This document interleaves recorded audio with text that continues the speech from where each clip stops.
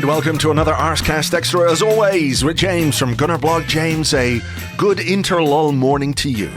Good interlull morning to you too, Andrew. How's it been for you so far? Quiet, good weather in Ireland, played a lot of golf last week, didn't think too much about football, had a nice night out on Saturday, some food, some drinks, standing outside. Dublin was great, it was alive, it was buzzing, and then yesterday watched a very violent movie. Oh, really? Which movie was that? It's called Sisu. Okay. It's basically like, how do I describe it?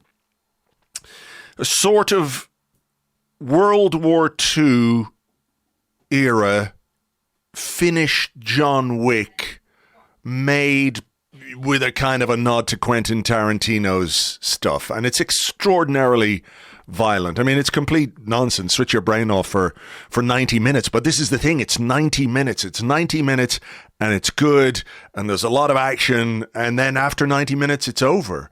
You don't There's have no 8 minutes of added on time. No 3.25 hour with, 90 minutes of exposition before you even get to it. Movies are too long these days. I appreciate the 90-minute art form.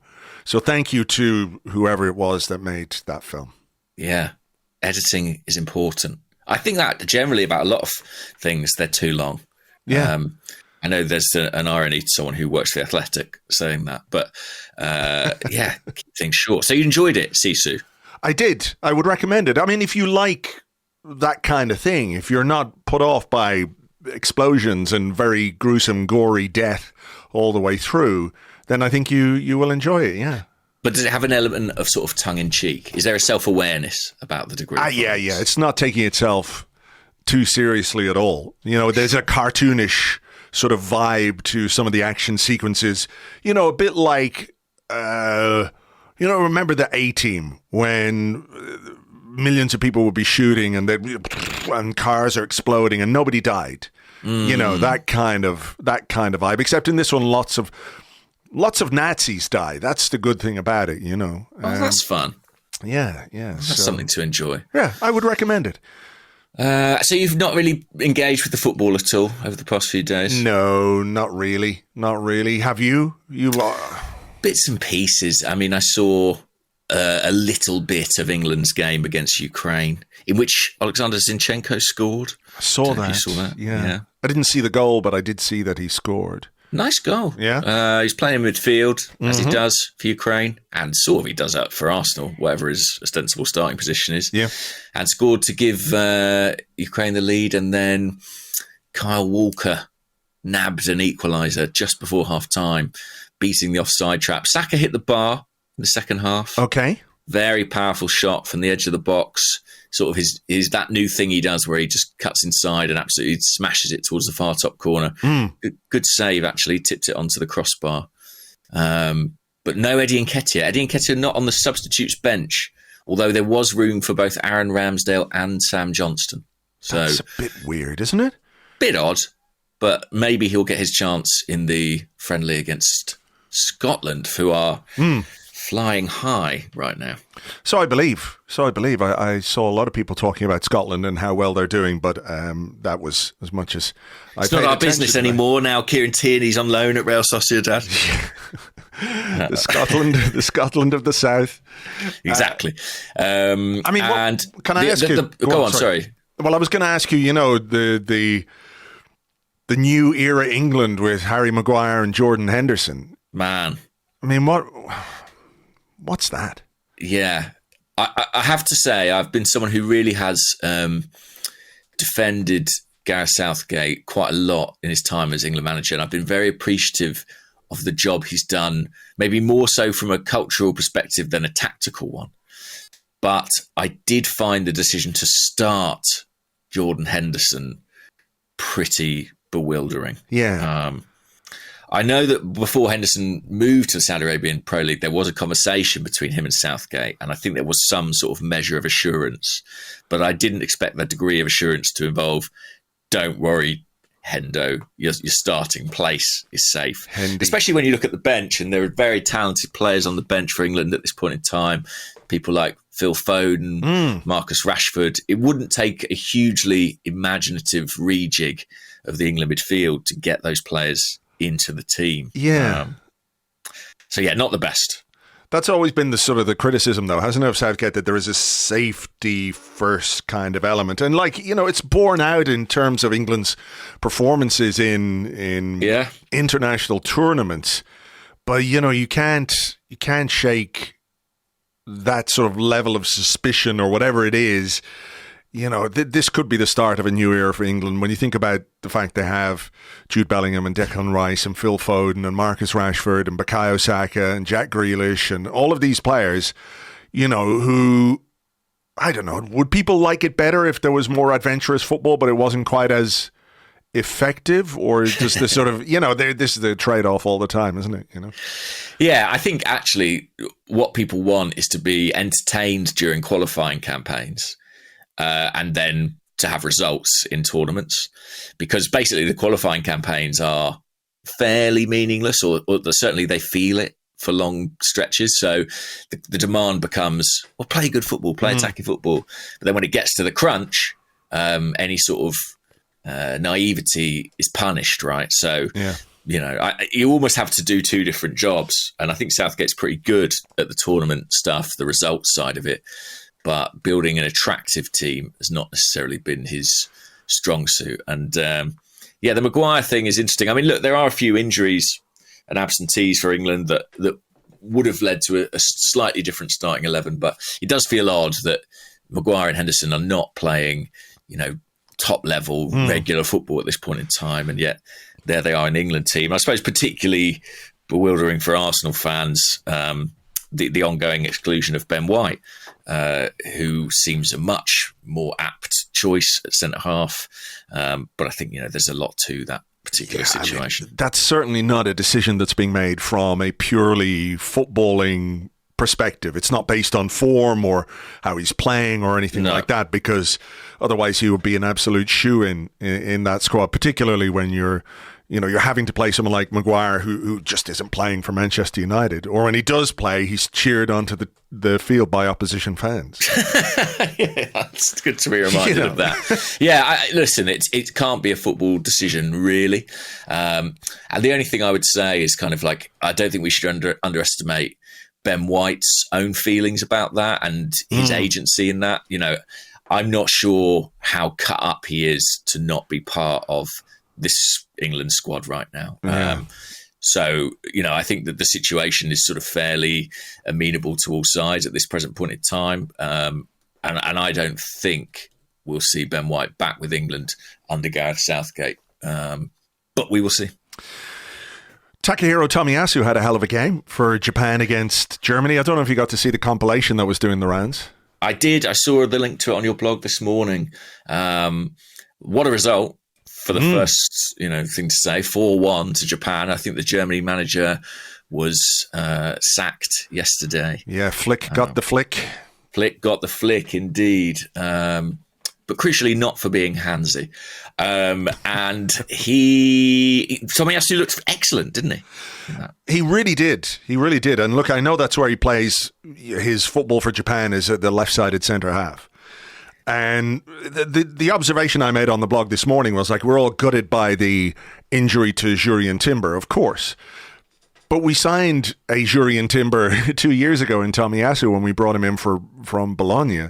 Yeah. Plays right back, can play left back, plays centre half. He can give you quality and depth right across the back line. And I think, he has been a little bit unlucky in terms of, some of the injuries that have kept him out, particularly last season where it was just a freak incident. He'd, slipped and, his knee went and it turned out to be quite serious and ended his season. And I think there is a distinction to be made between a player who routinely, let's say, gets hamstring injuries or groin injuries or back injuries and somebody who's picked up a couple of injuries in a couple of years at Arsenal. I don't really view him necessarily as an injury-prone player, even though he's had injuries. And I think it's really positive for us if he's going away with Japan, playing as well as that, getting competitive minutes under his belt, gaining some confidence again, And I think he, particularly in the light of the Timber injury, could be a really, really important player for us this season.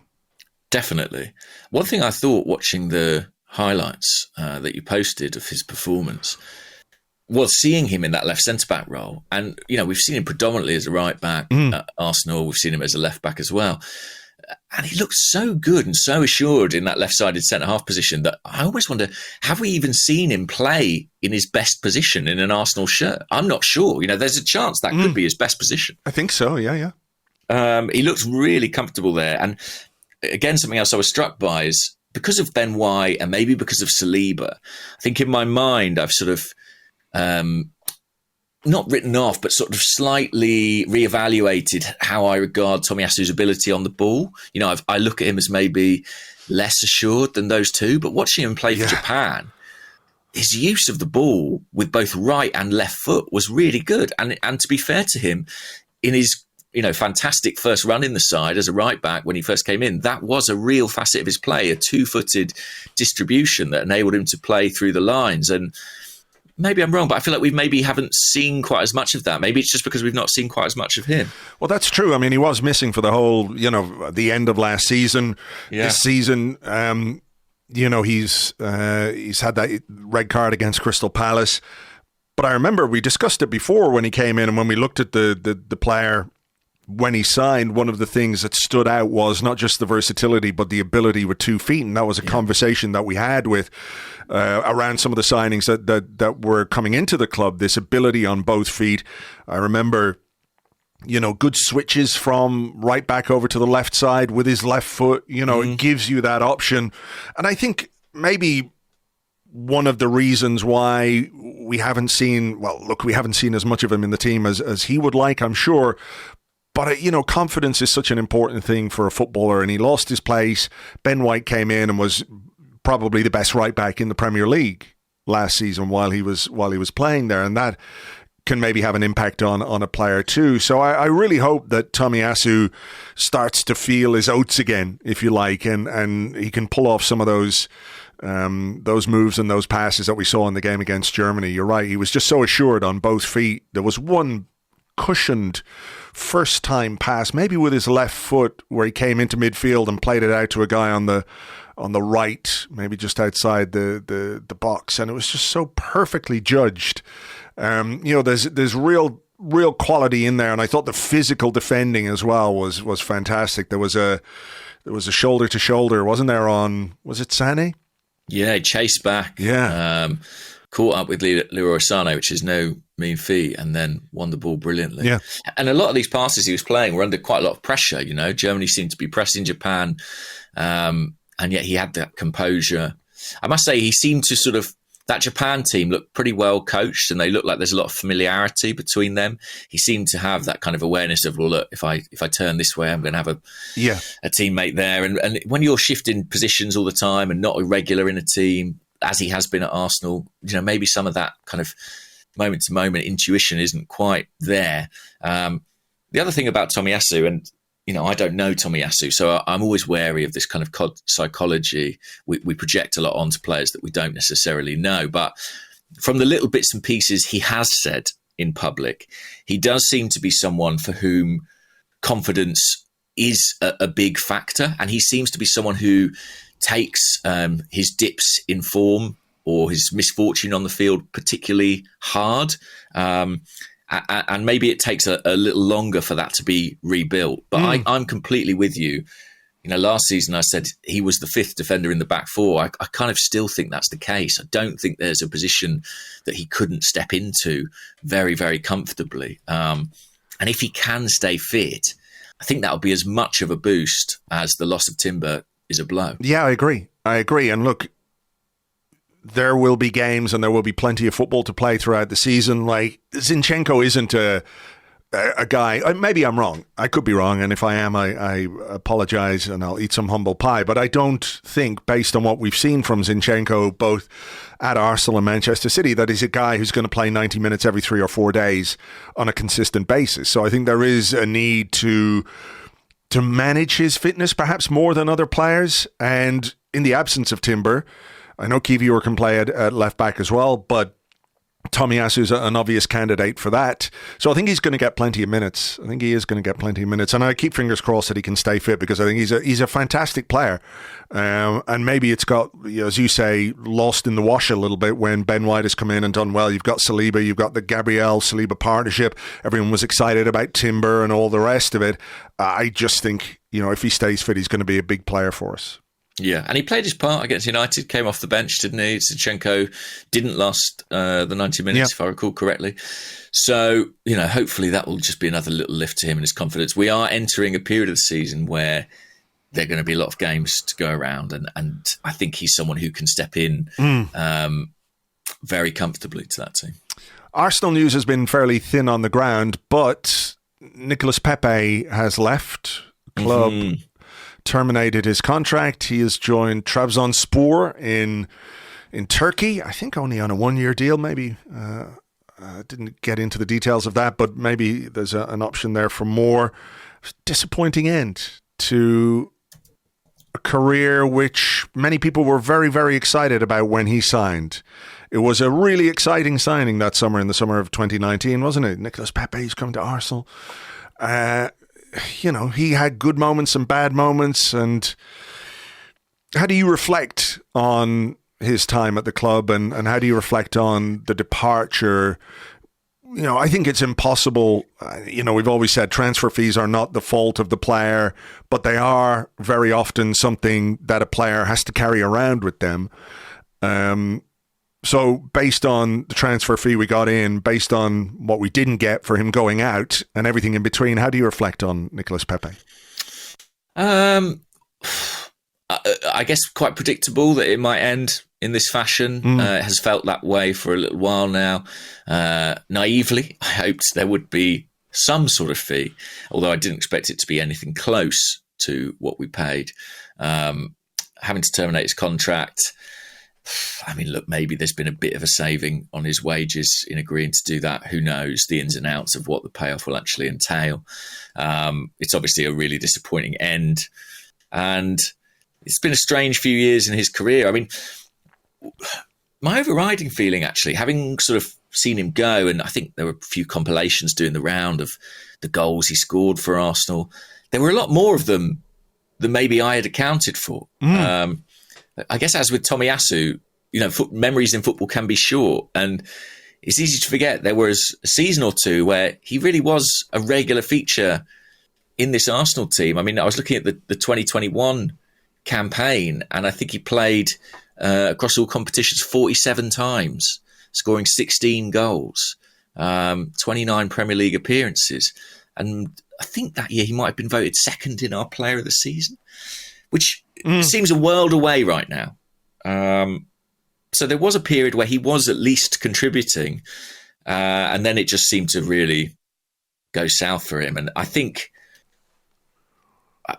there was clearly talent there, and I think maybe under a different manager, there may have been a route to him sort of fulfilling his potential at Arsenal. But I just think there was clearly no chemistry, no real understanding between Pepe and Arteta, and that was sort of the death knell for his Arsenal career. Was the 2020-21 season where he got those goals, my recollection is a clutch of them came right towards the end of the season. I think, yeah. He scored 6 in the Europa League or so, something like that, and there was a bunch of goals, I think, in the final few games. Was that the season we brought Willian in? Yes, it would have been. Right. It would have been. Yeah. But I just, strange player, I have to say. Like, again, watching those goals, so many of them are so brilliant. And we talk now about Bukayo Saka being able to do that thing where he cuts in from the right and bends it in the far top corner. Well, Pepe did that many, many, many times for Arsenal. Yeah, I mean, the thing about Saka is that he can go two ways, and Pepe could only really come back inside. He never really went with his right foot at all, which I think made him a bit predictable. But I don't necessarily think it was what he was capable of doing on the ball that was the problem. Yeah. I think it was not an unwillingness, but he just wasn't what Arteta was looking for off the ball, which of course is like ironic when they brought in Willian that summer, who's even worse off the ball than Pepe ever was. In that period where he was, in the team until such time as he wasn't in the team because he was just so terrible for us. But I feel like that might have been a bit of a sliding doors moment, for Pepe, having ended the previous season, including the FA Cup final where Aubameyang scored 2 goals, but Pepe was absolutely superb that day in the final. Do you lean into him a bit more? Do you work with him a bit harder? Do you try and get more out of him? But somebody anyway made a decision that Willian was a good idea. Very obviously it wasn't. And I do wonder if that had a fairly significant effect on Pepe, which, we talk about confidence. What does that do to your confidence when you've had a good end to the season and the club bring in a kind of washed up guy to play in your position, which isn't to make excuses, but I do think that his defensive frailties, if you want to call them that, were too marked for him to ever truly be a success under Mikel Arteta. I'll never forget the game against Aston Villa when Bernd Leno had to make a brilliant save towards the end, and like I think it was Pepe who gave away the free kick, and he brought him on as a sub in the last few minutes, and surely the instructions would be like, don't do anything stupid, just keep your shape, track back when you need to. And there was maybe a couple of moments before he gave away that free kick where he was bypassed or didn't quite get back, and Arteta was like immediately going mad, and then he gave that free kick away. Leno made the save, of course, and all the rest of it. But I just wonder if that's the moment where Arteta went, nah, I can't do it with this guy, and he ended up on loan. It's another contract termination. How do we rationalize those things? Because you can say, look, there are all kinds of reasons why a player's contract has been terminated. When you look through the list at Arsenal, I don't know that any other club has done quite as many of these as we have, from Ozil, Socrates, Mustafi, Kolasinac, Aubameyang, Pepe, Willian. There's a couple more as well, I think. And, I think we said previously, it sets a precedent in a way, doesn't it, for other players and for their representatives to say, well, if you were willing to do that for that guy, why should we accept anything other than that for our guy? But there are obviously other factors involved when it comes to selling and to moving players on and all the rest of it. It doesn't help with the perception that we're not good at moving on players. No, I do think it as a counter. Tim Stillman wrote a good column for Arseblog about this, where he kind of, laid out that this is happening. Similar situations, at least, are occurring at other Premier League clubs, and the difficulties of moving some of these players on the high salaries they're on. I think actually maybe to say we're bad at selling, while it is true, I think it's only half the story. I think the other half of the story is that we made bad decisions on purchases in the past, potentially, and contracts that led us to this situation. The signing of Pepe and the inability to move him on is probably in part about the size of the fee Arsenal paid for him, and then spent a few years looking to, at least recoup a good chunk of, and the salary they put him on, which was probably inappropriately high on both counts. Certainly on the fee front. In the summer, Arsenal signed Pepe. Clubs were aware earlier in that summer they could have bought him for almost half that price. So I think as bad as we are at selling, what's slightly tricky is that really what's happening is we're paying for recruitment mistakes in some of these instances. And it's interesting because obviously Edu's the guy in charge now, and these kind of payoffs are on his CV effectively. But he would make the case, well, I wasn't particularly involved in the signing of many of these players. There are some notable exceptions, but it's disappointing. But in the case of Pepe, I can't say I'm surprised by that one. But I mean, would you say you're surprised that in a summer where loads of money has been sloshing around, not just in the Premier League, but across Europe because of the influx of cash to clubs from Saudi Arabia, for example. Whatever about Pepe's time at Arsenal, wrong player, wrong club, wrong time, all the rest of it.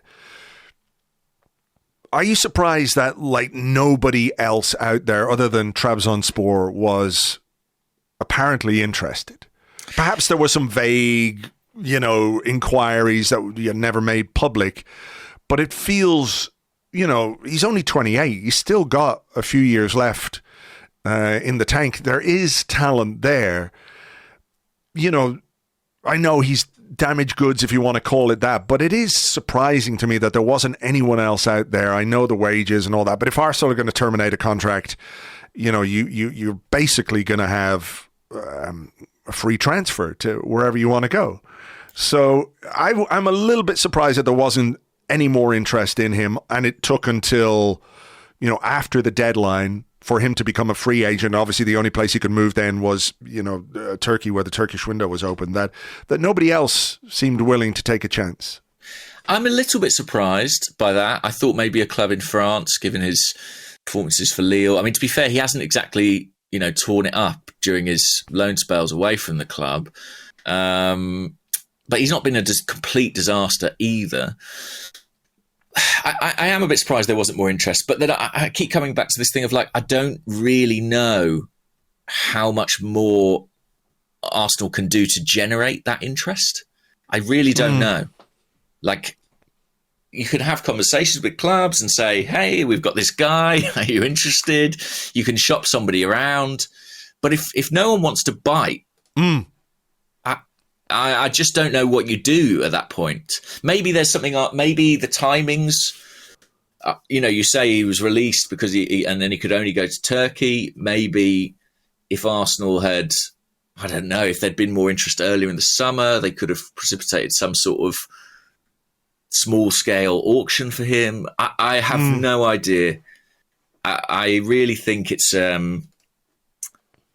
if I was sat with Edu, I don't know what I would tell him to do about Pepe. Do you?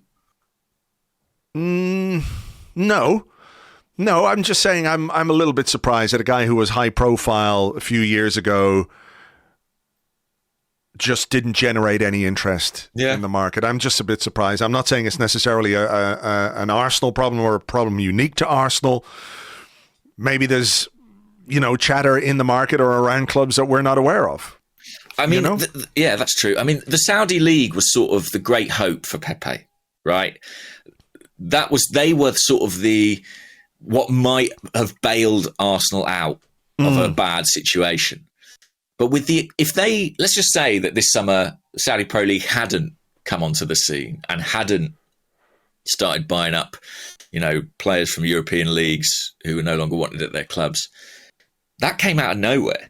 If that hadn't existed, I don't think there would have been any real hope that we might get some decent money for him. That was the sole hope. Maybe Arsenal have suffered from not having as close links with that league as some other clubs. But then, is that what we want? I don't know. It's complicated. I think. Yeah. It is. Well, look, I hope he can sort of rekindle his career because, like we said, there is talent there. There's an exciting player in there sometimes. I think if you were playing sort of transfer bingo, trying to work out where an unwanted Premier League player might end up, Trabzonspor would be pretty high on the list, wouldn't it? It feels like it's sort of that kind of destination. But I hope he can turn things around. I do think there's a lot of talent there and sort of a lot of improvisational skill. And at certain times, under certain managers, I think he would have flourished. I think Arsene Wenger, for example, is the kind of guy who could have got a tune out of Pepe. But I think a very positional, very tactical coach was just never, unless he heavily adapted, which clearly he couldn't. Yeah, it was just never going to work. I think that's fair. What else? A disappointing weekend for Arsenal women Really disappointing. Yeah, I know Tim is going to cover this in a bit more detail this week. He'll have a podcast this week discussing the sort of the game and the fallout and the ramifications and all the rest of it. But yeah, very disappointing to go out at this early stage of what was an extremely convoluted qualifying process. Yeah, and hot off the heels of an international tournament as well. So yeah, clubs are still really early in their preparations.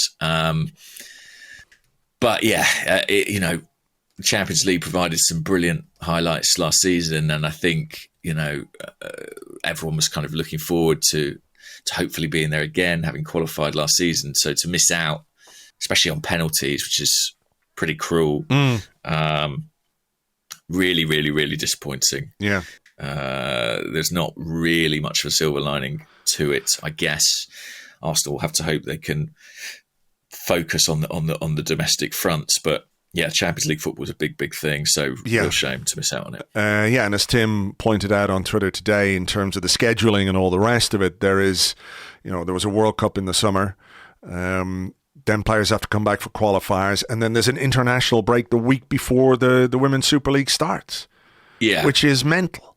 I know there's a lot of discussion about injuries in the women's game and all the rest of it, but stuff like that really can't help. That if players are being worked all season, then through the summer, then they come back, and a big part of pre-season, let's not forget, isn't just about tactics and all the rest of it. It's about fitness, it's about conditioning, it's about getting players ready, and clubs won't be able to do that with some of their players because they're being pulled from pillar to post by internationals. Yeah, I'm not an expert on this, and Tim will obviously know a lot more than me, but I think with the growing exposure of the women's game, there's naturally a kind of appetite to get the game out there and get it in, plumb broadcast positions as much as possible. But that has to be balanced with, the welfare of the players. And it does seem crazy to me to have that international break where it is, and, to be playing high stakes fixtures like these Champions League qualifiers so soon off the back of the World Cup doesn't quite look right from the outside. So, yeah, the circumstances, weren't the kindest to Arsenal, but still a real shame because, I'm sure there would have been some great nights in the Champions League. Hopefully more to come in future. And congrats to Alessia Russo, who is off the mark, at least in an Arsenal shirt. Right. I mean, is there anything else from the weekend or from the international break that we've overlooked? No, I think, honestly, the Pepe thing was the main, and the women's news was kind of the main thing that dominated. Gabriel made his debut for Brazil. I don't know if you saw that. Saw a bit of that. Saw him then sitting there with an ice pack on his groin. Didn't care for that. Yeah, he's back in training apparently, so no long-term concerns seemingly. Seems crazy to me that was his debut. I mean, I know they've got a lot of talent to pick from, but surprised it's taken that long for him to get that recognition. I thought I read somewhere that he was not punished, but because he chose to stay and be there for the birth of his child rather than go to a previous call-up, there was there were consequences for him. Sure, well, they are the actions of a bad man. So they deserve punishment, I guess. And no, I think that was it. Zinchenko's goal. Scotland are the best team in the world. I think that's kind of it, really. I like this from Rowdy Ruddy Puddin on the Discord. Now that Pepe is left for Turkey, can we address why all our weirdest matches with him were against Wolves? If I remember right, one of their annoying players lured him into headbutting them by being annoying. Then he scored a gorgeous goal that got overshadowed by the David Luiz knee causing a red card and a penalty. And I feel like his Arsenal swan song was scoring a goal and setting up a Lacazette goal in a comeback win against them as well. It went down as an own goal, but yeah, that very, very late goal to beat Wolves a couple of seasons ago. Yeah, and he scores a brilliant equaliser in that game in the last 10 minutes, sort of swivelling on the edge of the box and turning it into the net. Yeah, something crazy happened whenever he came up against Wolves. I feel like a lot of his goals were against West Brom as well. Someone would have to run the numbers, but and maybe that's why the numbers are higher than you would anticipate. But yeah, whenever he played West Brom, he seems to have a good time. But then who doesn't? Let me see. His record against, let's see how many goals he scored. 50 goals against 50 goals against West Brom. Boom, boom, boom. There's definitely some. Wolves, he's got 2. Yeah, I can't find it. West Brom has only scored 2 goals against West Brom. Forgive me then. Forgive me. I think he did have a knack of sort of... He did score in some big games, don't get me wrong. He scored against Man U. Didn't he score in like a FA Cup quarter-final against Sheffield United? Was it in the COVID? Maybe. I think Sheffield United, I feel like he did well as well. The thing is, he did have a knack for sort of beating up on the bad teams. I don't say that to sort of downplay his ability. It's actually quite a useful thing at times. But, you know, if you look at him in the Europa League, he absolutely ripped it apart at points. And similarly, Sheffield United, West Brom, he was, you know, banging in goals and braces here and there. Because on a talent level, he was just superior to a lot of these guys. It was, you know, when it came to Arteta's model that I think he really struggled. But yeah, I did like Pepe. Yeah, farewell. I did like a couple of the goals that he scored where he'd sort of run into the box and then just sort of pass it into the bottom corner. He scored a few like that. Yes, which were very I've got a question about your favourite Pepe goal. Shall we leave that and come to it later? I mean, we might as well talk about it now. Okay, seeing as we're on it. Well, so Emil A239 on Discord said, "What is your favourite Pepe goal?" There was one goal that he scored, which may be the one you're thinking of, which I personally loved, which was against Sheffield United at home, where he picked it up right on the right touchline, dribbled in field, and just slotted it into the far corner.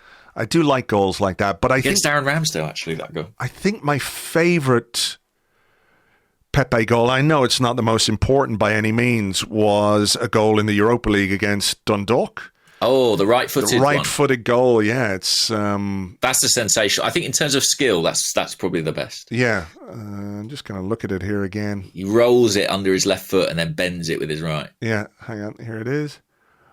Whoop.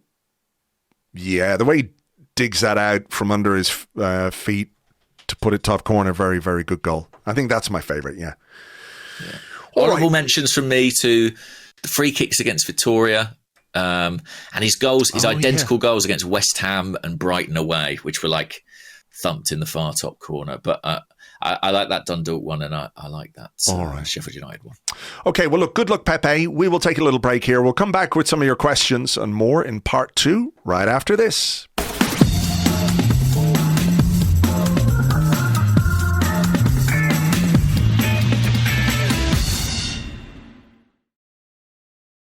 Welcome back to the Arsecast Extra. This is part 2 of the show where we answer questions that you sent to us on Twitter at Gunnerblog and at Arseblog. Also on the Arseblog Discord chat server, which you get access to if you are an Arseblog member on Patreon. I might go first today, if that's okay.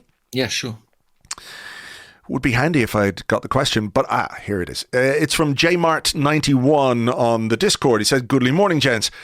It's been a few years since he left, and with his birthday the other day, what are your retrospective thoughts on Laurent Koscielny's career at Arsenal? It felt awkward the way he left, but for me, he was a great servant to the club, and I don't know if people noticed or not, but apparently Laurent Koscielny retired from football this week."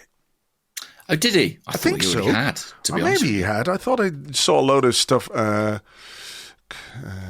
Maybe he was out of contract, and it was sort of will he, won't he get a club, but... he announced his retirement in 2022, apparently. So what the fuck am I talking about? He had a birthday this week, that's for sure. Maybe he just, for his birthday, he announced his retirement again, just for a bit of attention. Still retired, guys, just in case you were wondering. So you know. Yeah. I think I've talked about this before, but I personally was not particularly offended by the manner of his departure or his unveiling at Bordeaux. In fact, I thought some of the outcry was weird, I'm going to say. Mm-hmm.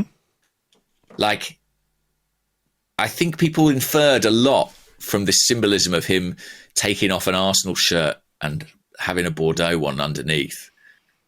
And I think people really took that as a huge slight. But I think it really literally was just about changing kit. That honestly is my opinion. And so I've never no great redemption of Koscielny is required from my perspective. I think he was a terrific player and a brilliant servant to the club who played in pain a lot of the time to a high level. And things did end slightly, unfortunately, in terms of him wanting the move and how he went about getting it, refusing to go on tour. Listen, I'm not saying that's great, but he wanted out, and I sort of think that's what players do. When they really want to go somewhere, that is what players do. I'm relatively accepting of that. They're not fans. They're not like us. It's their careers. It's their lives. It's their families' lives, and they have agency and try and take it into their own hands. And I can make my peace with that. I think he was a brilliant player, and he sort of belongs alongside sort of Bakary Sagna, I would say, for me, as a quality of player who never won the league with Arsenal, but I think absolutely had the capacity to do that in a different 11. I mean, I really think there's more to the Koscielny departure situation than meets the eye, or that we know. I've never quite understood what drove him to do what he did by refusing to go on tour, but based on everything that we'd ever seen from Koscielny before that, it feels like he had reached his limit with whatever was going on behind the scenes. Like you say, he played through pain. He picked up. I was in the stadium that night in Madrid against Atletico Madrid, where he got that injury.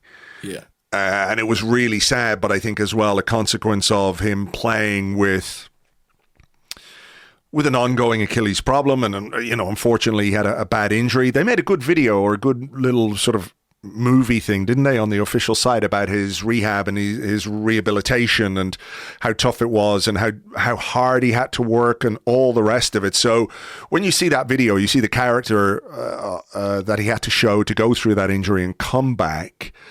It's at odds with me, for me anyway, that someone who's got that kind of character and dedication and professionalism would then do something quite as extreme as he did, to get away. So I think there's more to that than we know.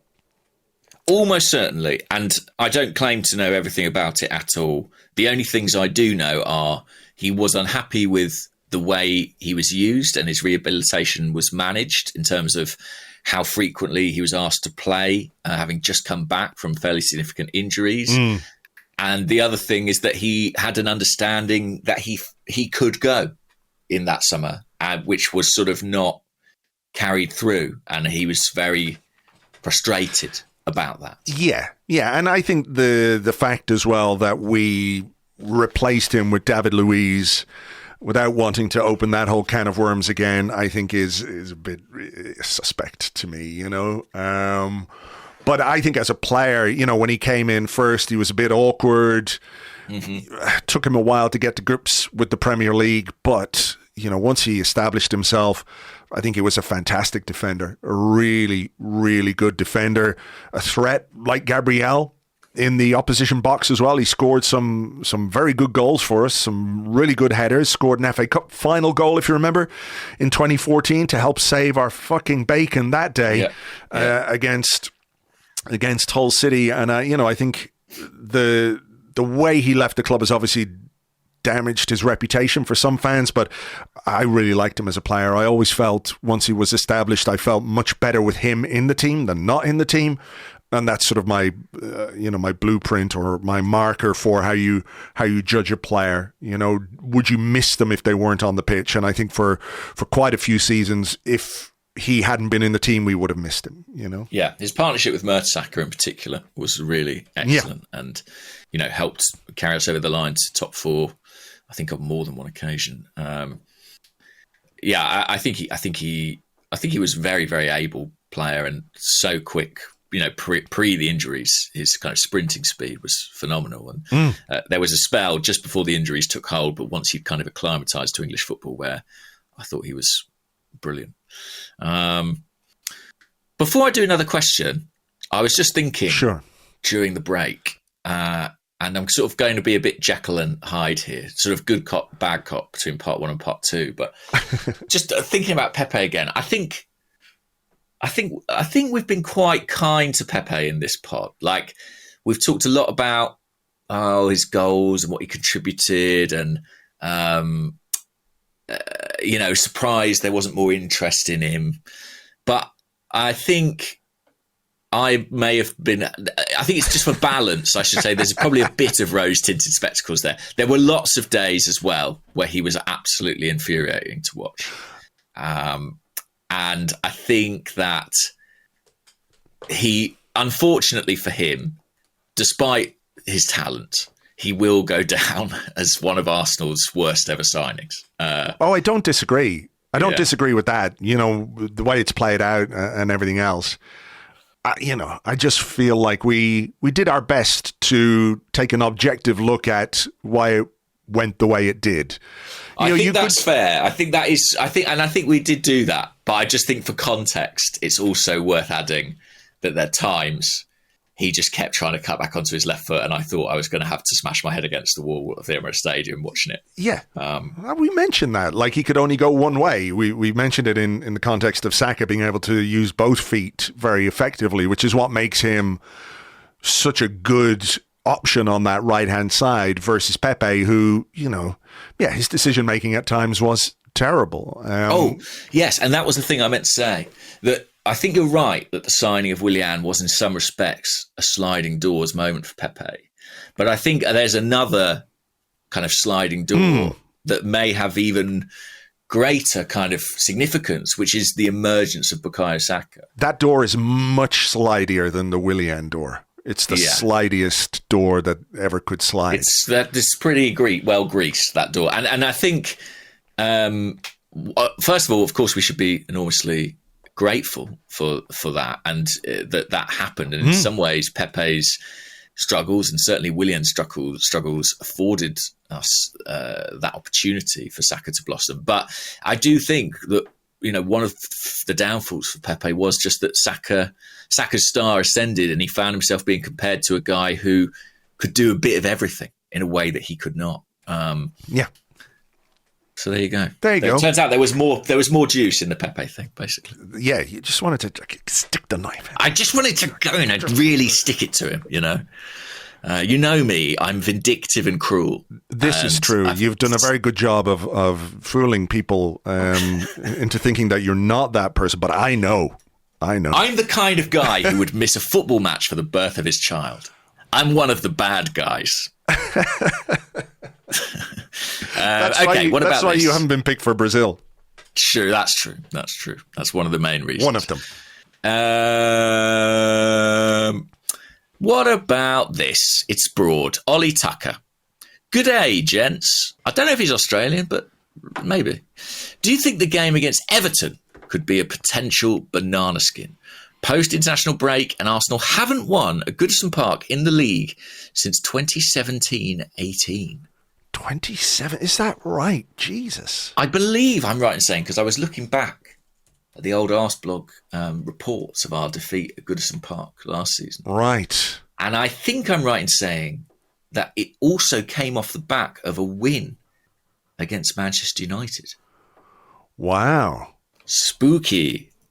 Was that was that the game? Wow. Was that the game when Ronald Koeman was in charge? What, that we won? Yeah.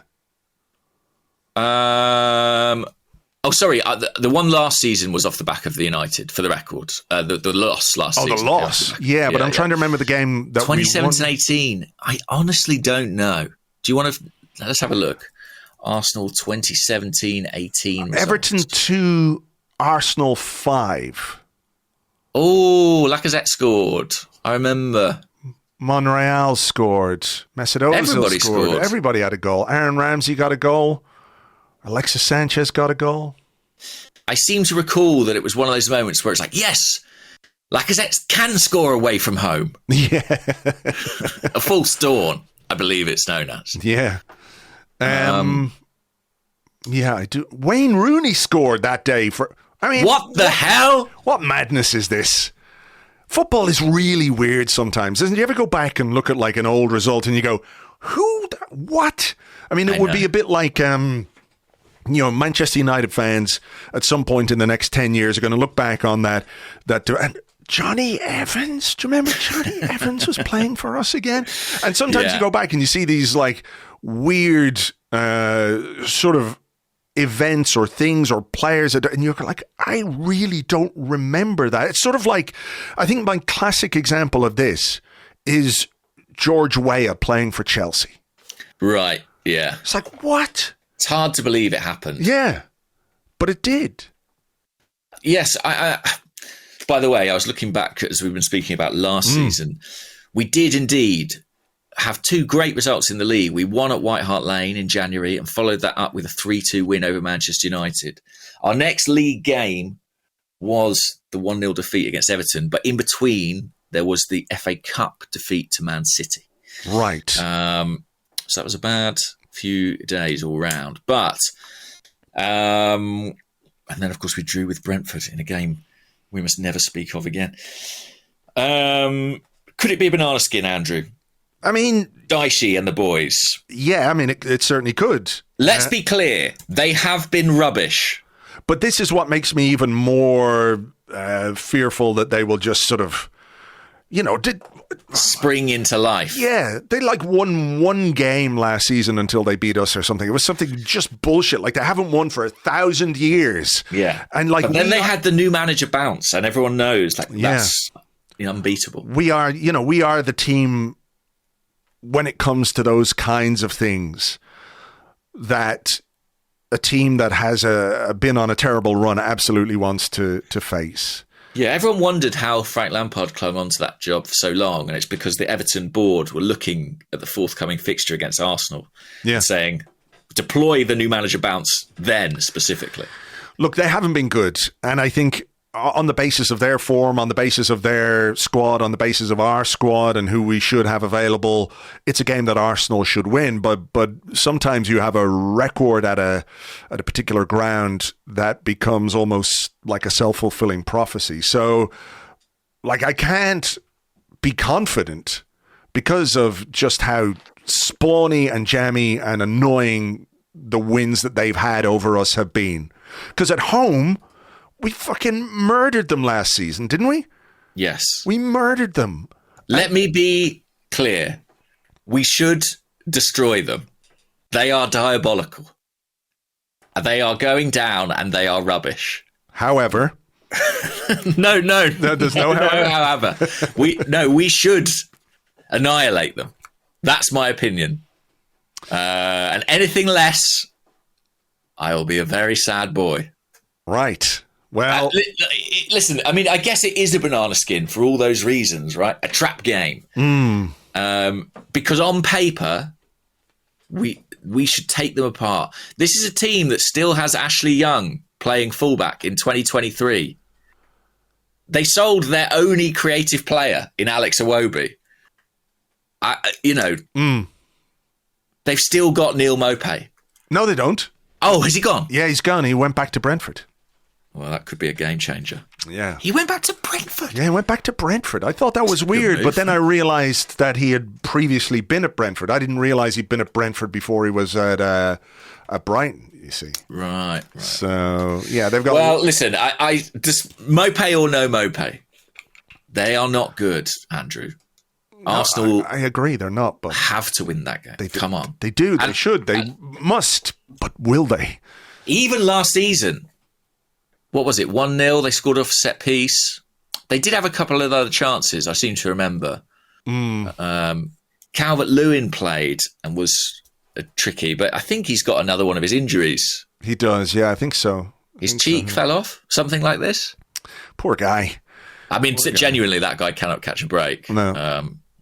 I do feel for him a little bit. But, yeah, we've got... No slip-ups. Okay. James has made it so. You have decreed that there should be and will be no slip-ups against Everton, so... Yeah. We should destroy them. Lacazette's going to score, okay? Come off the bench and score. Yeah. Yeah, okay. We'll see. We'll talk a bit more about Everton later in the week. We had a couple of questions about Cedric. Yes. So Peter Hust says, do you guys have any idea what's going to happen with Cedric? So far, he's still listed as one of our defenders. And Adam Holt, who's at Holty54, says, as he seems to be still in the squad, is there an argument for using Cedric as an energy saver for the other defenders? 15 minutes from the end of a reasonably comfortable win a few times a season could save Ben White significant minutes. 6 times equals saving 1 match. I get where he's coming from. The problem is, I slightly fear that bringing Cedric on is what transforms a game from comfortable to less comfortable. Yeah, if we're 19-0 ahead with 6 seconds to go, I would feel okay about bringing Cedric on. Yeah. I mean, listen, some learned pundits, myself, have said from the get-go that they believed Cedric would still be here when the window closed. And I'm pretty close to kind of winning that bet, essentially. Turkey's pretty much the only escape route at this point in time, as far as I'm aware. Yeah, unless, of course, you become a free agent, which I think, it's not beyond the realms of possibility. Allows you to then sign 4 clubs outside the transfer window, right? Yes. I think that the cost of making him a free agent, I think Arsenal would rather pay his wages until January. I may be wrong. This is pure guesswork. I think Arsenal would rather pay his wages until January and have a Cedric in a box at London Colney marked break glass in case of injury crisis. I honestly think that is probably what's going to happen. Just because of the Timber thing, they might just say, rather than give you a lump sum to go away, here are your wages, be a good boy, train nicely. You can come with us to some cup games. European games, because you can name 62 substitutes. In exactly. Champions League. You can travel, be part of the squad. Fingers crossed you don't play. You think they'll say that to him? Yeah. Listen, we're really hoping you never have to play again, but until then, just remain dedicated, professional, give your best. You never know when your opportunity might come, but we definitely don't want you to have that opportunity. I think they might point. sort of delicately omit that particular right line. But I'm sure in the conversations, between Edu and Arteta, they may be more frank about that. I mean, I genuinely think that that's probably what's going to happen. What do you think? I mean, you're probably right. A warm body just in case, but yeah. I mean, that's another one where, when you say the cost of paying him off, would lead you to look at the deal that was done in the first place and ask why? Ever such a long contract we gave him. Such a long contract. On such a lot of money. Yeah. Yeah. I mean, I think what's extraordinary is given that we paid relatively little to sign him, he would still be right up alongside Pepe in most people's disastrous signings sort of list. Yeah. And, we spoke about a lack of interest in Pepe. I think if a club that Cedric, if a decent club came in for him, he'd probably go. He was up for going to Fulham last January. Of course, he went there and didn't play. And it just seems like there haven't really been any takers, and that doesn't massively surprise me.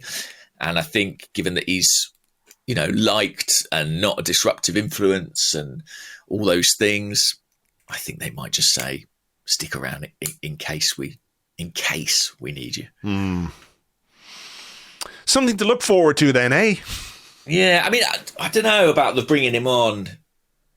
I think the point about rotating fullbacks and giving Ben White minutes where he can recover is a fair one. I just think there are other players, if you've got Tomiyasu available, you'd be using him. Yes, yeah. Or even Thomas Partey, or I think there are lots of things you would do before pressing the the Cedric button. The C word. Yeah. But, he's still here. Cedric always finds a way. He always finds a way. I had that question actually lined up as well, which has thrown me. What about this? Okay. From Jesus time. Jesus time, I imagine. Why does everyone seem to lose their shit over transfer fees? At the end of the day, it's not our money per se. And if we are buying well and performing, then who cares? Seems to me that most of the outgoings aren't Mikel's players anyway. So the fact we massively overpaid for them in the first place, isn't his fault or KSE's in some instances. I didn't say it was his fault. I mean, it is KSE's fault. They're the ones that paid the money. They're always ultimately responsible. They're the owners and they're the ones that sanctioned those deals and all the rest of it. But, they also sanctioned a sort of sporting director, whatever, based on like Ivan Gazidis going, this guy's all right. And they went, okay, that's the way to run a football club. And then they discovered, and probably are still discovering when they're paying Nicolas Pepe off, that it is not the way to run a football club. I mean, why should we give a shit about transfer fees? I suppose the very obvious reason is that the more you bring in, the easier it is for you to reinvest. Yeah. Right? So Arteta said something at the end of the transfer window along the lines of, maybe there was a couple of things, or maybe there was something we wanted to do, but we weren't able to. And I think probably the reason we weren't able to is because we didn't get money in for Kieran Tierney. We didn't get, money for a few players, and you're paying people off, and that costs money as well. So that's, I guess, the reason why people give a shit or go mad or whatever the phrasing was, is because, look, it's not our money, but ultimately, if you've got another 40 million, 50 million in the bank, maybe you can bring in another good player, and that gives you a better and deeper and stronger squad. So that would be my answer. I think that's a good answer. Nothing to add, really. Okay. I think basically the reason people lose their shit is that, having said nothing to add, people determine that there is an equivalence or relationship between how much you get for sales and how much you can spend. Yeah. And that is broadly true. The more you get in, the more you can put out. And as much money as we've spent this summer, we might have been able to spend even more had we sold somebody. Here's one from Glenn Doozy, who's at Jihads13. He said, hypothetically, would you trade the concession of first-minute goals if it meant we didn't get 90th minute winners like Bournemouth, Villa and Manchester United times 2? Jihads13, the lesser-known spin-off to Oceans 13. Would I trade it? No, I guess not. I'd like to sort of have. I didn't necessarily realise it was an either or. No, I mean it's not. It's a hypothetical. It's just a question on a podcast. Oh, he hasn't got the powers to make this. No. Okay. Listen, I think you wouldn't really trade those last minute winners for much, other than say a Premier League title. I think. I wouldn't trade them, but I would happily not concede any more goals in the first minute. Yeah. And, I love those moments. Loved it against United at the weekend. Loved it against Bournemouth. Loved it against Aston Villa. But at the same time, it's not necessarily great for the blood pressure and the heart rate, as we touched on last week. As your Garmin has made clear. Yeah. So I'm not saying I would trade them, but if we could not concede in the first minute and then win more games a little more comfortably in normal time, I'd be happy with that, because those Bournemouth memories and the United memories, they will live a long time. So you don't forget those. They feel vital for quite a long time, so that you don't need them every week. Once a season, maybe. I wouldn't want to lose them, but I suppose, I could live without many more, if you see what I mean. Yeah. For a little while. We've had our fill, I think. It's tricky because, does a 3-0, let's say we beat Man United 2-0, right? And we just were completely in control and it was serene. Does that feel any worse than beating them in the last minute. I think it feels different, doesn't it? It feels different. It's different, obviously, yeah, but you know, we've had those sort of wins over United in the past, and I enjoy them a lot. Yeah. It's a different kind of enjoyment. It's a different experience, of course, but I think ultimately, it's tricky because football's so much about moments, isn't it? You know, especially if you're not winning silverware every year, those moments become all the more precious, and so you'd be very reluctant to trade them away. But yeah, well, it's funny. I think if you ask Mikel Arteta, I know what he'd say. Yes.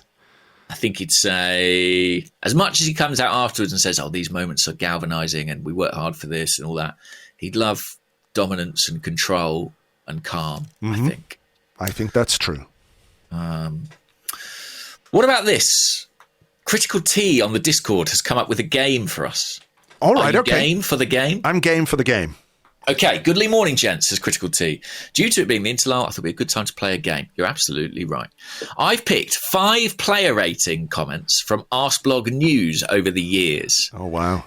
And it's your job to guess who the rating and comment is for. A bonus point for guessing the match. Okay. Okay. And then it says, hint, the ratings are broken for a couple of seasons, so a large part of the Alexis and Ozil era are actually missing. So, all right. Okay. So rating 1, 8 out of 10. Full of drive and running, and he scored one of the greatest goals in Premier League, perhaps even Arsenal history. He started and finished the move. This is going to be replayed forever. Wow. Jack Wilshere against Jack Wilshere, Norwich. That would be my guess. The answer is Jack Wilshere, Norwich. Yes, get in. 4-1, 2013-14. Incredible. You remember every player rating that you write. I do think the whole starting and finishing a move while scoring one of the greatest Arsenal goals of all time is a good hint, though, in fairness. I suspect I was thinking of Giroud, Scorpion, because he was involved in that move early, but drive and running, it's got to be a midfield player. Okay, what about this? Rating 2, 9 out of 10. Ooh. Oh, boy, says Andrew. 2 amazing finishes, and this is just what he needed to really kickstart his Arsenal career. Oh, wow. 2 amazing finishes. Yeah. I've got a guess. Oh, I mean, who scored 2 amazing goals to kickstart their Arsenal career? 2 goals in the one game. Yeah, I don't know. I wonder if it's Pepe, the 2 free kicks. Oh, but would you have described free kicks as finishes? No, I don't know. I mean, it's possible. Sometimes I'm just banging the ratings out. You got to get them out quickly. So you don't know that years later they're going to be analysed this closely on a podcast. Well, I'll guess Pepe. Is it that? What is it? Yeah, let's guess that. Right. Yeah, okay. The answer is Nicolas Pepe, Vittoria, 3-2, 2019-20. Hey, we're 2 for 2, Andrew. Great finishes. Great finishes. Yeah, interesting. Okay, here we go. Rating 3, 8.5 out of 10. Not quite as good as Pepe against Victoria, but better than Jack Wilshere against Norwich. What a player he is. Even at 3-0 down, he didn't let his head go down. Led the team by the way he played. 4 successful dribbles, 4 key passes, and he was Fabregas levels of influential when the team needed him. I know what that is. I think that's Martin Odegaard against West Ham away from home. He's got it. West Ham 3, Arsenal 3, 2020-21. Wow. I mean, that was a hell of a performance. I still remember that. Yeah, he was only on loan at that time. Yeah, that's right. And yet he still really tried. Okay. Rating 4, 7 out of 10. What a signing. A goal on his debut must feel great, having waited so long to make it. Oh, what a signing. Is that I suspect that could ironic? be tongue-in-cheek, all right. Yes. You don't use a lot of exclamation marks. There was one after "oh boy," of course, when Nicolas Pepe banged in those 2 free kicks. But what a signing. I think there's a... Oh, I know who this is. Do you? I think so. Because he signed and he was injured a lot. And if I'm being ironic, it means I don't think it was a very good signing. Of course. And I'm trying to think, who did we sign with a knee injury during the fucking whole lockdown thing and everything? It's got to be Cedric, right? It's got to be. Let's have a look. Cedric Suarez. Arsenal 4, Norwich 0. I hope you're playing along at home, What a guys. signing. What a signing. Oh, boy, what a signing. Okay, rating 5. I've really enjoyed this. Thank you very much to Critical T. 6 out of 10. Like Rosicky, didn't really find his passing range and was crowded out, as Bayern obviously had him earmarked as the most dangerous Arsenal player. Like Rosicky. So we're going back in time. Going back. The most dangerous Arsenal player. I mean, I'm going to say Mesut Ozil. Yeah, me too. It was not Mesut Ozil. Any other guesses? It was. I'll tell you the game. Okay. Well, it was obviously against Bayern. Yes, it was 2-0 in 2012-13. Did we win that? Was that the one away from home where where they ended up taking the ball down into the corner? Yes, correct. A spirited performance. Giroud and Koscielny with the goals. But this guy, in a 2-0 win at the Allianz Arena, dropped a 6 out of 10. Fuck. I've got no idea. Aaron Ramsey? The answer was... You're just probably screaming at home, guys. Santi Cazorla. Oh, my goodness. Of course. Our most dangerous player. Most dangerous player. There you go. Wow. Well, that was fun. That was good. I enjoyed that. Nice to have a little game. It was. Here's a couple of quick ones just to finish us off. One slightly serious one and one not quite so serious. Jord AM, who's at Jams7104, says, how much do you think the club care about team news leaking early? We can all see the source of where the info is coming from clearly. He says, Chelsea fan with insight to Declan Rice transfer. I'm not aware of where it's coming from, but I have noticed that Arsenal team news gets out into the ether much more than it ever did. Like the lineups are being posted, hours before. Do you think that's something the club will try and shut down? And, based on Mikel Arteta's great desire to keep things as in-house and secretive as possible at all times, do you think he will be perturbed by this new development? I think he will. It's interesting. I think a lot of it has come from sort of fantasy football culture. Yeah. I think fantasy football's really taken hold in, all over the place, frankly. It was always sort of a bit niche, and now it's absolutely mainstream. And I think... consequently, there's huge interest in who's going to play. And, there have been instances in the past where, players play and they have teams and they sub out a guy who's picked up an injury in training the day before. I think information, it's not just Arsenal. I think most lineups or key decisions in lineups are getting out there now. Yeah. Certainly if there's an injury, people find out. I mean, the Thomas Partey one, for Manchester United was interesting because, whispers began that he was potentially going to miss out. Mm-hmm. And then Arsenal put out some training pics. I don't know if you saw, and he was among them, and everybody said, he's fine. And genuinely, I think that may have been a bit of sort of deception on behalf of the club because I think he was injured on the Thursday. I think this information is really valuable, and I think the club really don't want it out there. So I just don't know what Arteta can do, really, about it. But shut down the internet. Yes. Shut down the internet, yeah. Shut down the entire internet. Yeah, that's the only way. Disable the Wi-Fi at London Colney for a start. Change the password. I don't think he'll be liking it, that's for sure. I mean, it's not the biggest issue in the world, but I don't think he'll be liking it. No. I'd be interested to know what people think about this. So something of a dilemma you sometimes have as a reporter around injury news is like, is it news? Like, I suppose it is news, but, everyone's going to find out the lineup at 2 p.m., say, for a 3 p.m. kickoff. If you happen to know at 12 p.m.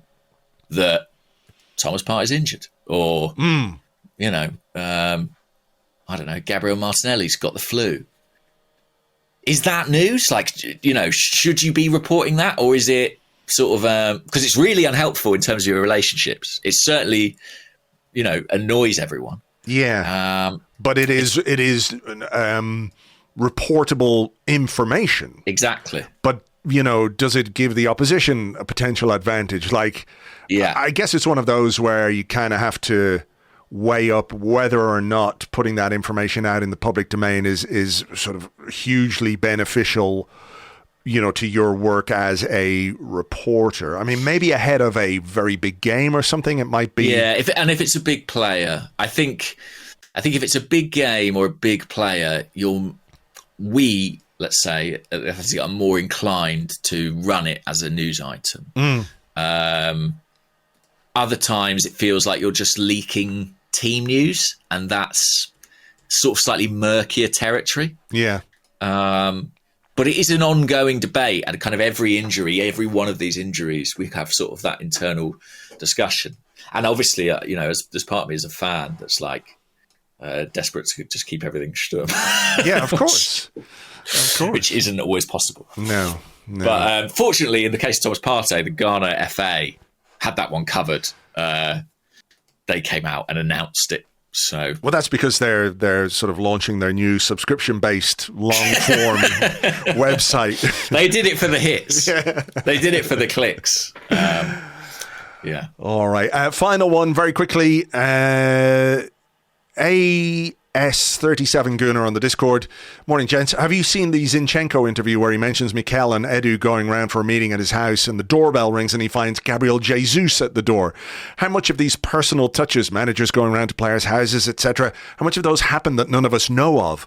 I also saw a story of Pep going round to Gundogan's house when he found out they were expecting a baby. That's a bit weird. Yeah, I saw a transcript. I've not actually seen the full interview. I just saw a quote from Zinchenko about that. And it sounded quite funny, to be honest. I think, Gabriel Jesus basically turned up unannounced. Right? Surprise! And I'd be very curious to know when exactly that was. We'll probably never find out.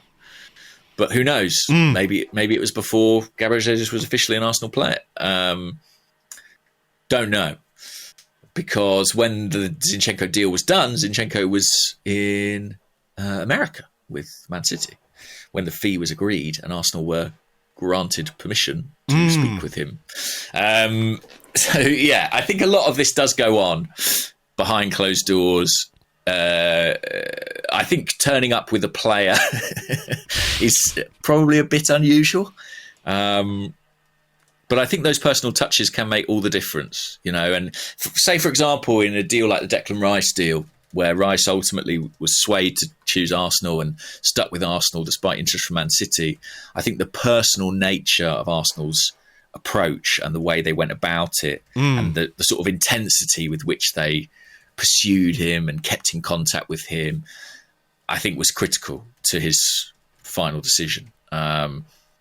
So I think it does make a difference. And I know of situations where Arsenal, they won't just woo the player. The player's family is a huge part of that. And they go to some lengths to make people feel welcome and part of the project. And, when David Raya was signing his contract the other day at Arsenal, I don't know if you saw, but there was quite a nice video where all his family were present and they'd got a shirt printed for his grandfather with his grandfather's name on the back.